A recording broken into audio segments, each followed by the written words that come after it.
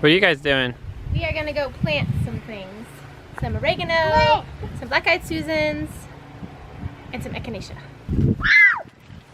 Come on.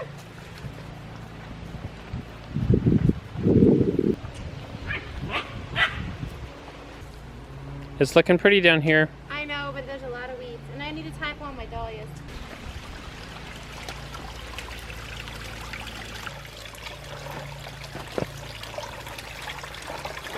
Water is one of the most important factors in a property you might consider buying for a small farming operation or farmsteading or homesteading. Right here is a year-round stream that's on our property. It's actually right on the border of our property. This stream has a strong flow all year round. We will never run out of water because this creek is here. There's a lot of things you can change on land that you might buy. Fencing and structures are some of the things we think of first, but they're really much easier to change that, to build fences, to build structures. Even though it's a lot of work, you can change your soil too. You can improve your soil over years with cover crops, rotational grazing. There's two things though that you really can't change, and they are closely intertwined. One of them is the weather and the climate, which is closely related to water because of rainfall, and also the inherent amount of water in your land. I'm walking up on the outside of this fence, peeking at the goats as I go. Careful, there's electric on that fence. I'll pick these goats some treats here. Just greenery and these perennial weeds on this side of the fence and throw them over there. Pretty yummy. Now looking at climate, that's a big decision. That's, you know, where in the world or where in a country are you gonna settle down? And that's a question some of us never asked. You know, we knew we wanted to be here in Western North Carolina. So here's the other creek on our property. And as you can tell, it's kind of seasonal. There's definitely water here, but there's not a significant flow right now. It's not rained much. Now I'm leaving behind the open land on our place and moving into a forest. Here's one of my favorite spots on our property.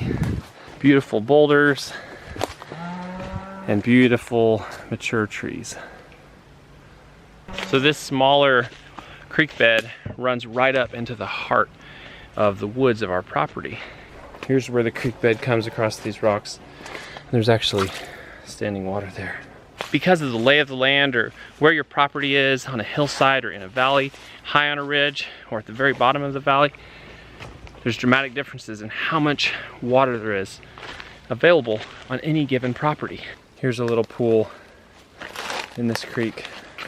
The little flow that you saw in this creek below may not seem significant to you. You might discount that and say, oh, that's not worth anything. But I'll tell you, I know it is. And here's how I know. One of the most valuable resources in learning about water on a piece of property you might buy is listening to people who've lived there for many years. The water we drink comes from a spring. This type of spring, the water actually comes, so here's a spring right here. That's not the one that supplies our house, but the water's coming out, and the reservoir for that spring is this whole mountain. All the rainwater that falls on the hillside, it filters down through all the cracks into the bedrock, into little caves, little cracks, and then the pressure from the hill actually pushes it out. Now this spring might not look like much, but if this spring has this much water in it at the driest time of the year, and this is not the driest historically, but this is a pretty dry month, this much water could be enough to fill, say, a 1,000-gallon reservoir and provide you with water all the time. We're coming into a little clearing in our woods. Now let's talk about springs for a minute. We were very glad to be on a spring, and a spring has many advantages. If you don't have any electricity, if your power goes out, our system is completely based on gravity. And that's actually another thing to look at when you're looking at water on a property you might buy.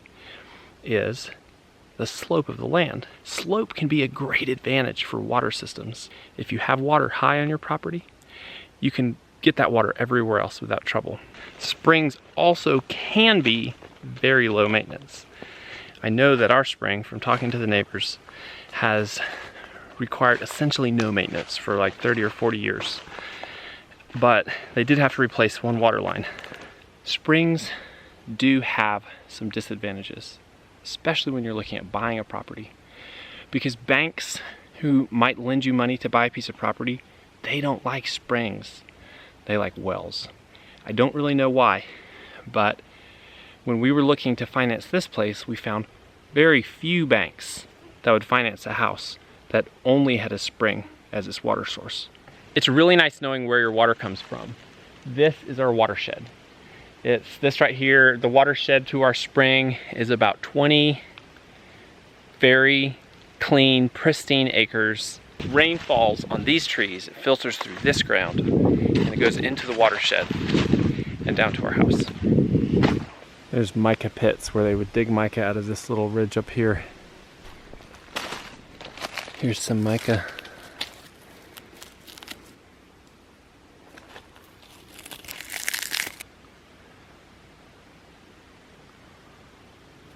Mining mica out of the hillsides here used to be one of the many mountain side businesses, a way that people would get along and make some extra cash. People still come out in these hills to make extra money. They gather ginseng, they dig ramps, and they sell them in the spring. They also harvest galax. I don't know if there's any galax right here, and that's used in floral arrangements.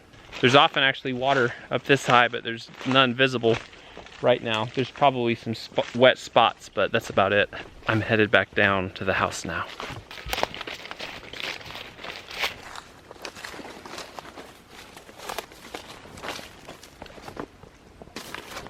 There's this one spot here where there's apparently a lot of iron. That's usually what that means when you see that in a creek or in a spring.